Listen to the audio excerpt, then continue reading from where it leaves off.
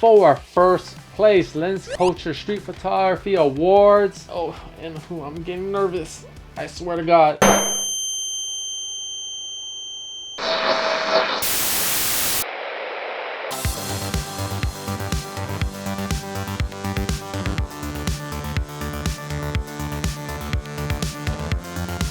What's going on, guys? It's that time of the year, the infamous LensCulture Street Photography Awards. LensCulture was my second reaction contest review video back in 2022, as well as last year's one, 2024. And basing off those two videos that I did in the past, it can't get much more worse than this. What? Are you kidding me? This made it in? A pickle? Oh my God.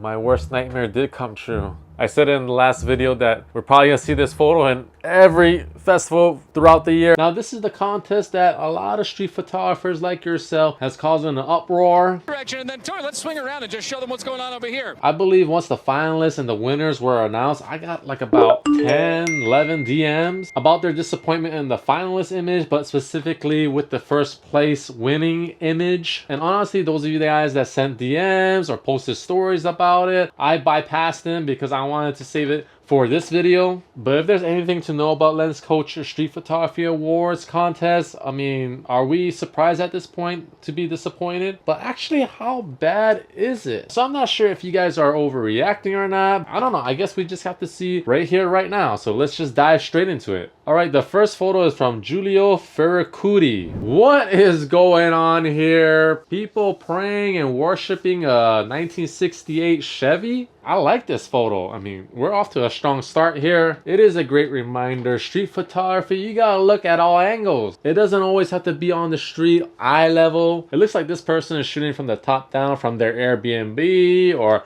from a restaurant. And notice an absurd moment. I mean, couldn't they move the prayer further down from the car? Or couldn't they find the owner to move the car away? I mean, like I said, it looks like an absurd moment. They're worshiping the car there. It's good framing, good structure. I think the repetition of bodies there being broken up by the car is striking. And you know what? You could argue that it is too neat to feel spontaneous, but overall I think it is visually strong. The viewer can create their own story, and actually that's where I want to speak about, because I've seen a few Instagram stories or posts recently saying that street photography has no story, or what is the story, where is the story. To me, street photography doesn't need a story, as long as what you're showing, what you're capturing allows the viewers to create their story. I mean, that's the beauty of street photography, right? It's left to every viewer's own interpretation. If the photographer is telling you what the story, or it's pretty clear cut what it is, then it loses its mystery. Probably falls more into the documentary realm. This one, I can create my own story. Heck, I don't even know what they're praying at, to be honest with you. So yeah, I think this is a strong image. So yeah, congratulations. This next image is from Anraza. Oh,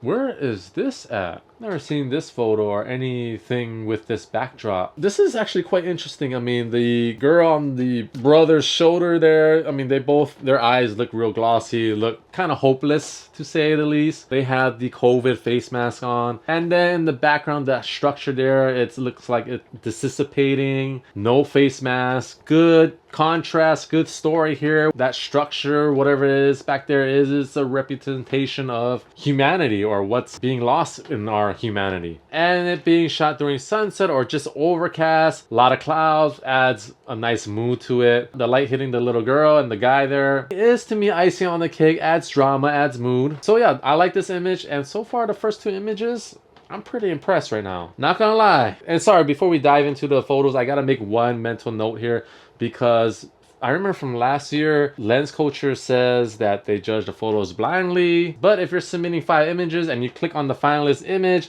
and they have more than one photo, you can scroll through all their submissions. 99% of the times, the people that were submitting in the singles category, if you scroll through their submissions, it looked like they submitted a series. So I honestly don't know how LensCulture is judging. Are they judging it blindly, where all the photos are mixed up randomly per submission set, if that makes sense? Because if that's the case, that's gonna change how people submit. If you submit 5 single images and it's 5 of your best single images that have no correlation with one another, is that gonna dock you a point? in the judge's eyes? Is that going to hurt your chances of advancing versus somebody that's submitting 5 decent single images, but they all interweave in a way that's like a series? I don't know. If you guys have more information, let me know in the comment section down below. It is a little bit confusing. There needs to be a bit more transparency on LensCulture for that. Okay, the next one is from Amy Horowitz.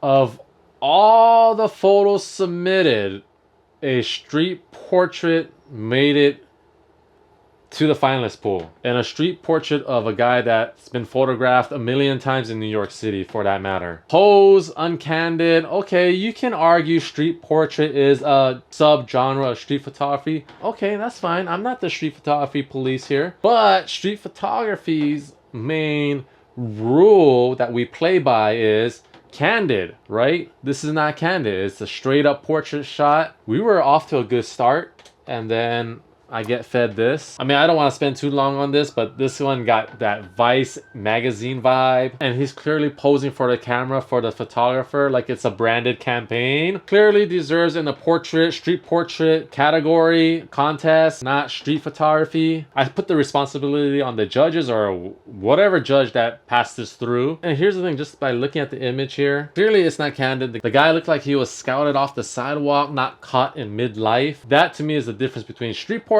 and street photography, because honestly you can do candid street portraits, and if that's your style, street portraits, candid street portraits, us as the viewer, we should feel like you as a photographer stumbled upon them, not directed them. Have a sprinkle of spontaneity, if you know what I mean. So yeah, let's pick things back up. So moving on, this next one is from Forrest Walker. Okay, yeah, I like this one. I remember actually my first reaction video, the Italian Street Photography Festival 2022, which is a festival that's no longer around. I remember seeing this through that for the first time, and this one won first place, deservingly so. And I said it in the video then that it was a decisive win in my opinion. I love the window frame color chaos here. Looks like it's in Cuba, shot out from a Airbnb or hotel. Technically there's nice balance between the frame, the exterior and interior reflection, geometry, layers, color harmony here. And it's a good reminder to always have your camera around, always be looking. Yeah, it's a good image. I like this one. So far, Forrest's one right here, and the first 2 images from On Raza with the man carrying the girl with the face mask and the sculpture behind them, and Julio's one with the men praying around the car. Those are pretty strong singles images that I'm surprised they're not in the top 3, which means right now the top 3 is probably very, very strong. So let's keep watching. This next one is from Margarita Mavromaklis. Whoa, this one is sharp as nails. I don't know what camera they use for this one, but yeah, women carrying the kid with the overreaction expression, her eyes just bulging out. I actually like this. Just a normal street environment, not getting too tricky or being cute. Just a busy crosswalk, street corner. It's fun, it's raw, it's loud. So full of personality. Obviously all the attention is on the mom there with her expression. And there's a nice contrast between the mother and father there, how they're handling each child. The mom doesn't have the child in the stroller there. The child is clinging on the mother's back there. A surprised expression, just straight on to the camera. And then the father's back is turned. We don't see his facial expression, but he looks a little bit more calmer. And again, his back is turned to the camera, and the child that he's responsible for is in the stroller. So definitely good catch there by Margarita. As a parent myself, I can appreciate a photo like this that has relatable chaos and rhythm to it. So congratulations. This next photo is from Nikolai Nikolev. How the hell is he seeing through all that steam? I wouldn't trust him cooking my food. Good atmosphere, but it kind of straddles the commercial look in my opinion. The layering of steam covering the man's face there, the gesture. It's satisfying enough initially, but it needs one more element to lift it up to finalist position. And therefore I would have left this image on the sideline. So moving on. This next one is from C.E. Chai Maku Pandin. Okay, the first visual pun I'm seeing here. Reflection head split. It looks like a laser beam just going straight through the man's body there. I can appreciate the execution with intent here. And I think with a judging panel, which there are 8 I believe, and I think any contest moving forward, and specifically with LensCulture, I don't think you need that many judges. 3 for the first round selections and 3 for the finalist round at best. 8 is just too much, too cluttered. But enough of that rant. Back to this image here. This is an image, a casual street shooter, somebody that's new to the genre, or jurors that are outside the street photography bubble can appreciate. However, it's cliche. I mean, technically it's fine with reflection and symmetry, but like I said, but the best street images are the ones that have emotion, that I can create my own story, and this one totally falls flat on that. So yeah, moving on. So far and overall, pretty good. I can't complain. For the most part, I'm satisfied with the selections thus far. Now we're moving to jurors pick, which there are 8 of them. And then we'll go into the third, second, and first. Okay, the first jurors pick is for photographer Jan Jansen. Okay, I've seen this image before. It's made it into one of these street photography festivals earlier this year. Nice moment. Conceptually, it's rich there, but it's a bit too polished for my tasting. I mean, Bruce Gilden said this for one of my images years ago. A street image can't feel or look too editorial or trying to pretend to be candid. And this image feels just like that. Like the photographer said, don't look at me, just pretend I'm not here. Maybe they're shooting an event, who knows? I think if one of the girls had the bear mask on, maybe it would help a little bit. Like the girl that's braiding the hair right there, maybe if she had the bear mask on, it would make it a bit more interesting, more funny. But to me, it just lacks chaos, grit. All the girls don't have any expression, nothing demanding in that area. They just look like they're tired, about to go up on a stage to perform, and you feel it in the photo right here. So yeah, I can understand why this made it in, why the jurors, one of the jurors, whoever selected this. But this is one of the rare images where when you have it too perfectly composed, too clean, turns me off, if you know what I mean. But congratulations to Jan, and moving on. All right, the next juror's pick is Luca Pacus. What? I have never seen something like that. Having a dog as a bag? Crossover bag? Is that normal in Europe? It looks like animal brutality right here. Put your dog down! Woman in fur, tiny dog, roam behind her. But it's just too on the nose, too static for me, too centered, doesn't make it interesting. And this is a great example where there's no disruption here. There's no surprises here. There's nothing evoking me. Even if I was to analyze this for 10 minutes straight, there's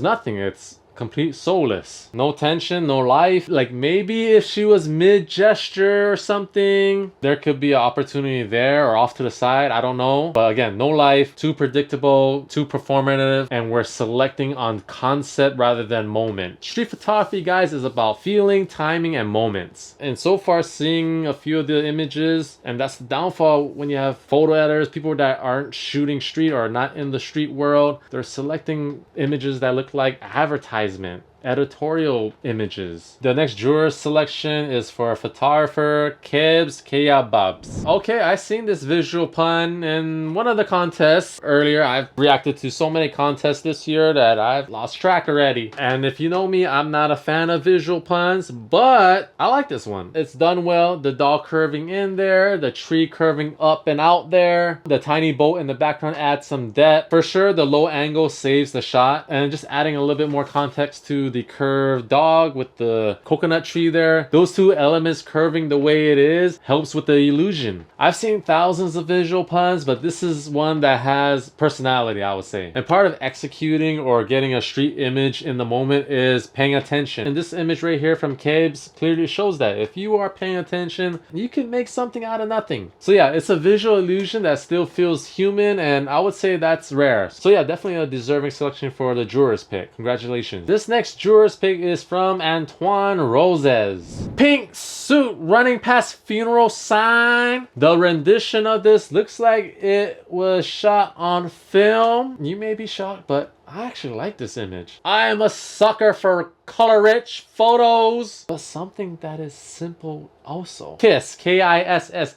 Keep it simple, stupid. This right here, I like this. I don't know if you guys disagree or find this too boring or what. Let me know in the comment section down below. But the more I have this up on my screen, I'm digging this. It has calmness, but just enough chaoticness on the left-hand side with the little boy running in the pink suit, by the way. Lining up with the pink walls there. And a bit absurd in a subtle way. This reminds me of something that Gary Winogrand would take. You know, it's not full on one emotion. It's not full on chaoticness. It's not full on humor. It's not full on energy. It has a little bit of everything. You know, his unpredictability, the way he'll frame his subject. This right here is a street photograph. No gimmicks, no playing or being cute with layers, shadows, reflections, visual puns. Just bold color, irony, motion coming all together to make an image feel alive. So congratulations, I love this image. The next juror's pick is from Etienne Perrone. Neon lit staircase. Where the hell is this at? Because I wouldn't be surprised in a few years we see a bunch of street images here with people walking up and down the stairs. Because you know, social media nowadays, we live in a copycat league. Nothing's original anymore. Okay, enough joking around. Gosh, why is this even in the festival? This does not belong in a street festival. This belongs in an architectural photo contest. I mean, it does have gorgeous colors and perfect geometry, to say the least, but sterile, no human element. But yeah, Etienne, you should submit this to the urban geometry photo contest in the near future. So yeah, for those of you that submit to LensCulture, this image right here, this took your spot. Yeah, you better write LensCulture an email right now. The next juror's pick is from Javier Arciniles. Women with hat on bus. Here's the thing. Look at these images just on Instagram or on your phone. Look at it on your computer. Better yet, on a TV like how I am doing it. And you can see the rendition, what type of camera they possibly use, how much post-production they did on the image. And right here, seeing on my amazing 32-inch plasma 2015 Samsung TV, you can see this is heavily processed. I'm not gonna deduct too much points on that, but the image ends up looking like a painting. Now, if you're looking at it on your phone, it might not be too bad and it might not be too harsh. There are nice elements here, you know, the hand holding the bar with the wedding ring there. Obviously, they use the Lightroom paintbrush a bit too much on the hand, the hat, and the lady's face there. But overall, there are nice elements in the frame. There is a level of intimacy here, but the more I look at it, it's just too painterly. Is that a word?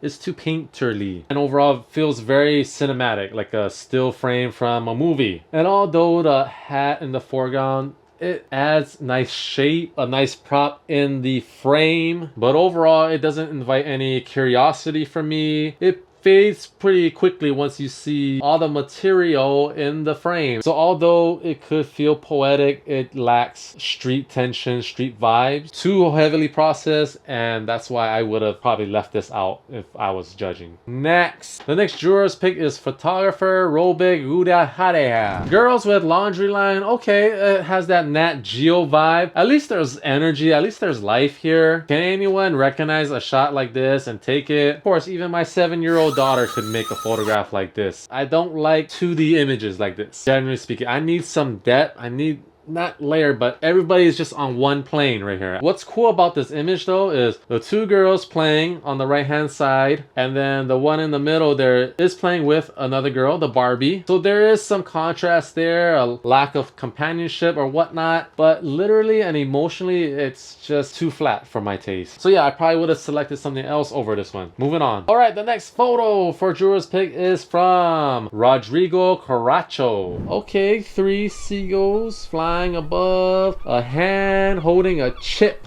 visually clean, nice balance with the 3 odd numbers there of the birds. Conceptually, it's too thin for me. I mean, I'm not too crazy on minimalism in street photography, but when I see a minimalist photograph, it stings. When it stings, it's good, it resonates. I think both emotionally and narratively it lacks a lot, and I'm gonna guess that scaling or cropping for this image, scaling, cropping isn't gonna save you, my friend. So yeah, hands feeding seagull wouldn't pass it in the finalist round for me. Okay, the big action here is coming. 3rd, 2nd, 1st place. I've heard a little bit of noise online, people saying or unhappy with the 1st place image. So I don't know, but I do have my top 3 so far. It still stands with the boy and the girl with the face mask, with the sculpture behind them. The other image being the hundreds of men praying around the blue Chevy, and the pink suit running past past the funeral sign. So yeah, let's see what's third place. All right, third place is Bartosz Michalis. Okay, is she sketching the women there? She has a notepad in her hand. Third place, huh?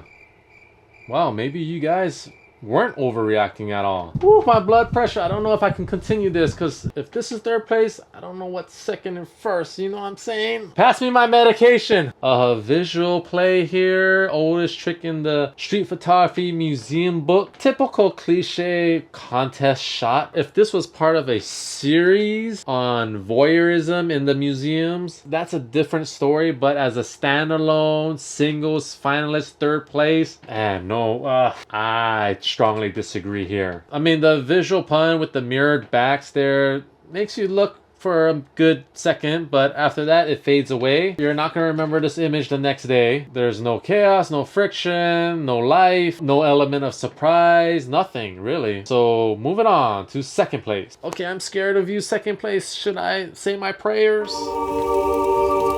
Please be a deserving good image, please, God. Okay, we gotta go through it. We gotta do it, guys. Second place is from Taitu Thomas. Hey, what is this? A scene from Batman? I like this. Calm, a lot of atmosphere here. I'm wondering if, yeah, you can't crop out the tail entirely because you would lose the dog's foot. I think if you were able to scale or just crop something, I mean, it would ruin the dimension of the photograph, but let's just say if the dog wasn't there and the guy on the right hand side, I'll leave the guy on the right hand side, but the dog wasn't there. The guy on the far right hand, family in the background, very calm. And in the foreground, that black dog with his body, his legs stretched. It adds chaos there with the birds flying all over the water. And then the man looks like a superhero with the cape over him like that. On the very inch of the edge there, there's some drama. And that morning light makes the air feel heavy right there. I mean, could you argue it looks very documentary or postcard-like? Sure, I can give you that. But to me, the winner here is just the contrast with the calmness, the chaoticness, birds all over the place, dog elongated out like that, the other dog's butt in a calm, regular manner, blanket, wardrobe there. I mean, yeah, this photo, this scene stands out to me. It doesn't look arranged or anything, and the photographer not trying to be cute or clever in any way. It's just observing a scene here. But overall, even the finishing touches, the rendition, it is a bit too polished for my taste for street photography, and I could easily swap this out with the pink parking funeral sign image or the prayers around the car. I think those are more street to me than this one. But in any case, I'm not upset at all. If this is second place, I'm cool with that. So moving on. We are ready for our first place LensCulture Street Photography Award. Oh, and I'm getting nervous. I swear to God, if this image sucks or it's not street related, the cheapest thing near me to break on camera. And it is from Sangha Maricha Sarkar.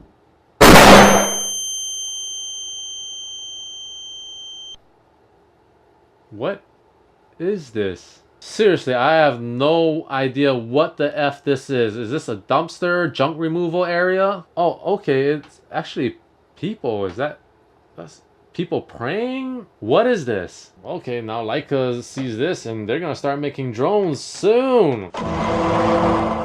It's really hard to see even on the TV screen what this truly is. I mean, it's like a lot of people worshiping, praying for something. So we got two prayer shots and then they selected this one, a drone prayer shot. Come on, let's be real. This isn't street. Okay, this image could have been taken by anybody with a drone. You, me, my mom, my baby mama, my cat's dog's uncle. Anybody could have taken this. I swear to God, LensCulture is just trolling us at this point. They want to make the news like this. They want to pick something so ridiculous and absurd for first place for you guys online to cause the ruckus that you guys been causing. And you guys are right, especially you guys that have submitted. You guys should be disappointed and pissed off. And honestly, if there's anybody that should be super pissed off, is the person that wants second place, Taitu Thomas. I mean, he was one spot away from winning the grand prize. Hell, I wouldn't be surprised if Sangha got this photo from a stock library somewhere. I hope somebody from LensCulture has been seeing the different stories that's been posted on Instagram. Maybe they'll come across this video. But this goes to show that they really need to get a street photographer in the judging panel. I don't know what else to add. This shouldn't have been first place. It's not street. It looks like somebody ate marshmallows for dinner and the next morning they pooped out this. Yeah, that's right. I said it. Oh man, a capture from 400 feet in the air won first place. I don't know how much reaction videos like this I can do. And yeah, there you have it. LensCulture Street Photography Awards 2025. You know what's even more wild? Every year, LensCulture's contests, awards, it drifts further and further away from street photography. And to me, that's unfortunate because they have such a large platform, a pretty good amount of influence on people. And you know what? I've been doing street photography since 2010. 90% of the time I've been mediocre at it. But street photography used to be about presence, being there, reacting, embracing the unpredictable. Now it's turned to pattern hunting, templated style of shooting, and now drone worship. People are treating street photography or shooting with too much design in place rather than focusing on life. Maybe that's why people like you and I are frustrated with where the genre is going. A lot of the images just don't speak to our soul anymore. We can't relate to it in any way. We have a hard time creating our own narrative. We have a hard time asking questions deeper in the image. So yeah, the next time you go out and shoot, give me some grit, give me some flaws, give me something that has slight imperfection, give me something that feels human. Because at the end of the day, that's what always made street photography so unique to itself and separated itself from all the other genres of photography. Okay, that took a big toll on my well-being, but if you made it this far into the video, please hit the like button, heck, subscribe to the channel, you know that notification bell, hit that, and every time I post new video or content, you will be notified. And if you enjoy these reaction videos, I have a whole library of them. You can click on it right here to watch more.